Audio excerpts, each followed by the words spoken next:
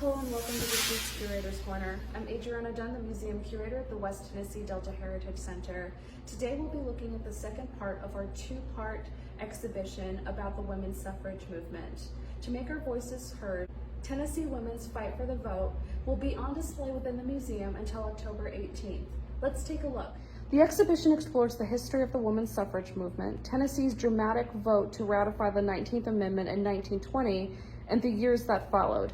It is constructed of multiple dynamic panels, offering guests a touch-free experience of archival images, engaging stories, and introductions to the leaders of the fight for and against the cause of the women's suffrage. The story begins by detailing the early challenges of racial and gender discrimination and continuing to the organization African American and White Women's Association to encourage political engagement. The exhibit includes a Tennessee map highlighting suffragist activities across the state.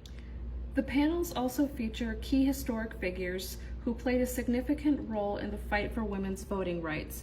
For example, Juno Frankie Pierce, who in 1920 spoke at the Joint Tennessee Women's Suffrage Association and League of Women Voters Convention held at the Tennessee State Capitol in Nashville. She advocated cooperation between African American and white women voters to achieve improvements in services for children. To make our voices heard, Tennessee Women's Fight for the Vote exhibit features the Carey font designed by Trey Seals, founder of the Vocal Type. Launched in 2016, the company has released multiple typefaces with historically significant backstories that aim to reflect a more diverse perspective.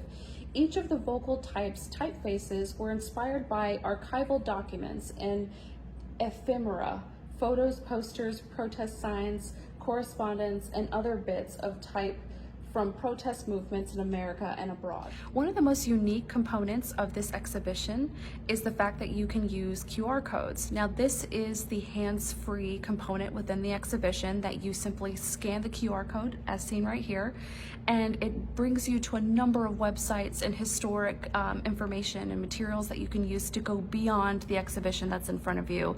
It's a great way to engage further than what you see here and learn a lot more about the ratification of the 19th Amendment, its occurrence in West Tennessee, and the historic figures and events that took place during that time. So, great way to engage, but also stay safe and social distance during COVID-19. To make our voices heard, Tennessee Women's Fight for the Vote was created in partnership with the Tennessee State Museum and the Tennessee State Library and Archives, with funding provided by the official committee of the State of Tennessee Women's Suffrage Centennial.